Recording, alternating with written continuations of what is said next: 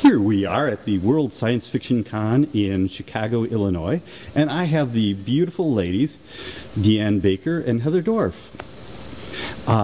Ladies, I would like to just start off by letting you introduce yourselves. Give me a little bit of your background, rather than me trying to summarize it.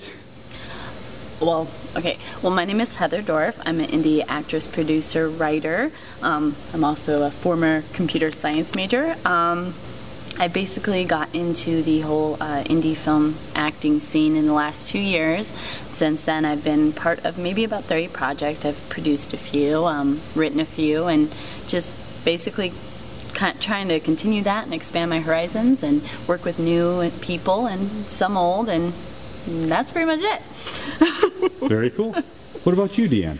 Hey, I'm Deann Baker. I co-host with her on a show called Filming Around Midtown. I compose, I act, and I pretend like I can edit.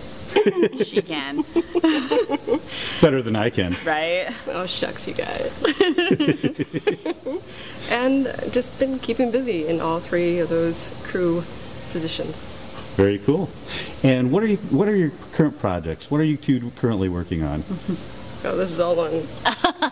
Well, like she said, we currently do a show called Filming Around Midtown. We talk all Midwest indie films, and we do expand on that, events and just general news.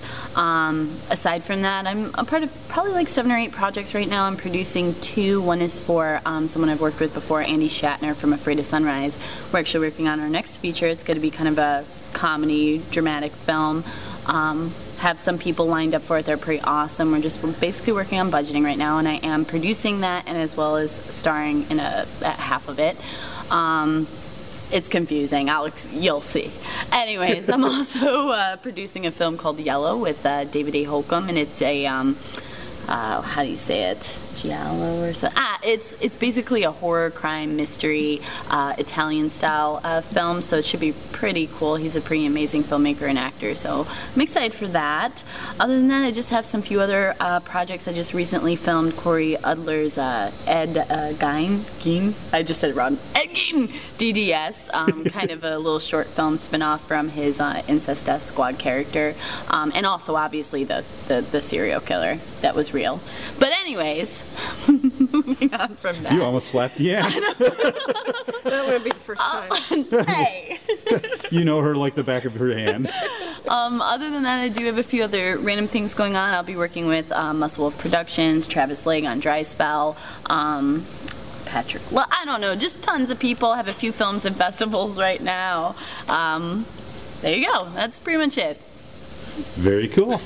And so, Deann, what are your aspirations for the future? What are you going to be working on in the future? We want to be on the moon by 2014. Filming. Oh, we will be on the moon. We will be on the moon. Yeah, totally. That's what Alrighty then. I'm in pre-production for that right now. I'll be helping out on Dry Spell, which she mentioned earlier. It's a feature film by Travis Legg. I'll also be directing something I've written called it doesn't have a title to it, but it's a web series. Yeah, right? It doesn't have a title.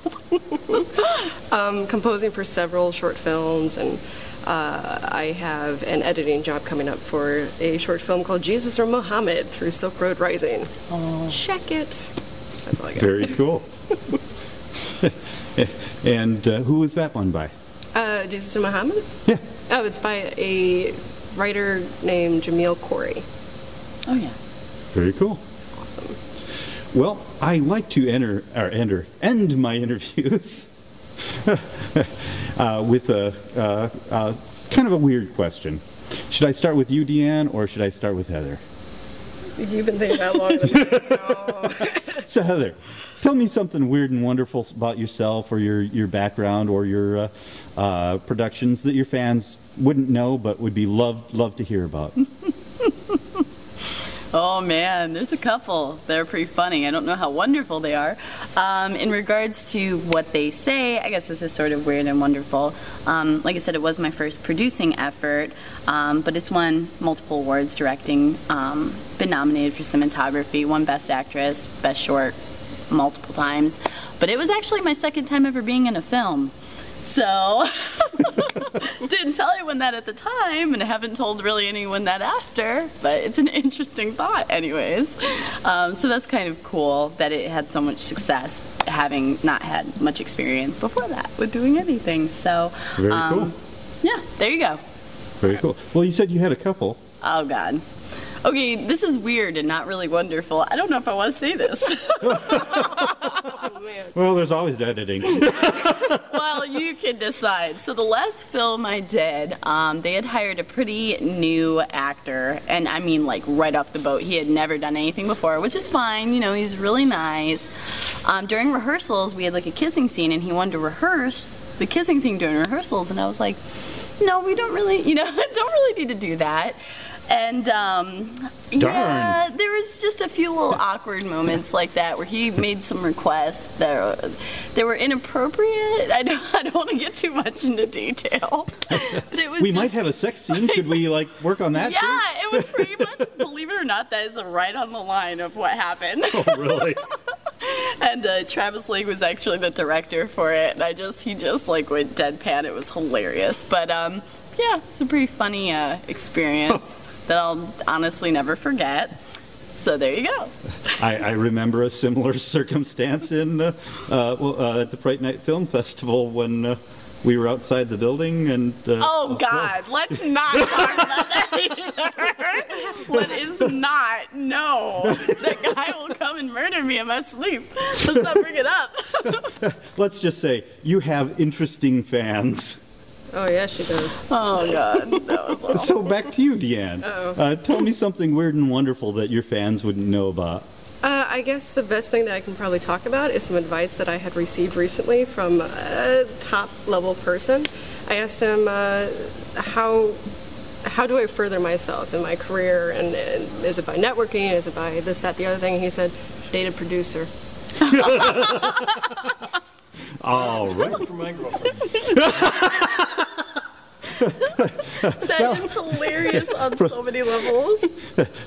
For those of you who, I don't know if this was actually heard on the tape, but Mark Stolaroff, producer of the world-renowned film Pig, or world-renowned producer Mark Stolaroff of the movie Pig, just walked in and he said, well, it's worked for my girlfriends. And not all actresses, but some. Oh, man. Oh, that's kind of hilarious. So, well, Mark, would you like to step in on the interview since you're interview bombing? It doesn't. It's up to you. I don't want to get in there. Did you get an interview with him? I have in the past. Yeah. Get over here. You can talk about it. Since Mark Stolaroff is interrupting our interview, let me squeeze you in. Here's.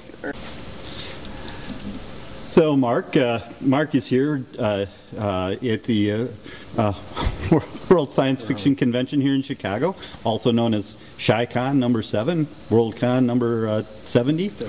And tell me, Mark, what are you doing here besides interview bombing? I am peddling my film Pig, which I just found out, by the way. I went up to see Nat, who's running the film festival, and we won the best science fiction feature. Oh, so, really? Yeah. Oh my God! They just told you. Fantastic. Yeah, I don't know. I mean, he hasn't officially announced it, but yeah, he told me that. So, well, I won't put this out before. Is that for tomorrow? They're going to announce that? I don't know. I think he's telling people that are coming to the festival. To make sure they're there. Yeah, he's trying to plug the other films, and he said this one won Best Sci-Fi. So yeah, he hasn't posted it up on the Facebook yet, but It'll be up by tomorrow night. He's got a little award, and Nice. Fantastic. Yeah, I was really happy about that. Congratulations. I told you got to come to the WorldCon. I make a point of coming to as many of these as I can. Yeah. I think that helps. WorldCon is anyhow. So, Mark, you've already told us something weird and wonderful that you already know in advance that you've won. Yeah, I won't do too much more of that. Well, I have a few of those kind of stories. well, how about one? Just one. I don't think I asked you that when we did your interview. Which kind of story? Something weird and Any wonderful. kind of stories? I don't want to tell you those. Something weird scary. and wonderful, but not. Yeah.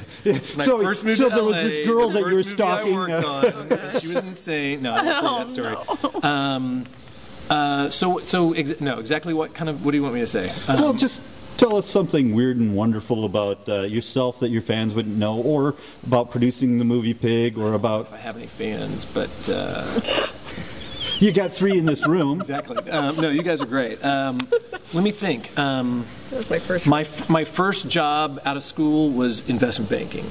Really? Yes. What bank? Or is that? I was with Merrill Lynch Capital Markets in New York. Very cool. And I had no interest in doing that. I knew I didn't want to do that. It wasn't like, oh, I did investment banking and then I did film. I was a business major, but I snuck around in the film classes where I went to school and made films, and I knew that's what I wanted to do, but I was too chicken to do it. So, and then I think my father said something like, well, what are you going to do when you get out of college? I'm like, I don't know. And he's like, well, you're not going to be doing filming stuff. Like, really? Yeah, right. He'd never told me anything like that. So I didn't realize that he had this whole plan for me. But it was a bunch of people were getting these kind of jobs. It was like the late 80s. And so I interviewed, and I figured I'd earn a couple of years credit with my parents. It was like a 2-year financial analyst program. So very cool. And then I got out of that fast. So it's still the most money I've ever made. That was like a million years ago. It's really sad how the film business works. But and you're still living off that, right? And I am kind of actually. I mean, I invested pretty much everything I made, so there's still a little bit of it left. So, oh, really? I'm impressed. That was back, it was a long time ago. But anyway, so I don't know if that's weird and wonderful or not. If it just I think it's cool. Yeah. You ladies, don't you think it's impressive? Yeah, very good. There's a guy right here who still has money back from the 80s. We're talking old money. It's old money. That's great. Well, it's not that much, though. But it's old money. I wish it was the big money that people made in the 80s. It's how you spend it. Big money, old money. Yeah, maybe you want big money. Yeah. But people make more money these days than they used to. So if I had done investment banking now, I would have had that much more money. Yeah. Makes sense. Well, thank you, Mark, for our interview bombing, and Deann and Heather. I really should have put you in the middle, but it just, Mark, but it just seemed wrong to put the thorn in the middle of the roses. Yeah, no, I totally agree. Anyhow, from Chi-Con 7 in Chicago, Illinois, this has been the Weird Review. Thank you, folks, very much.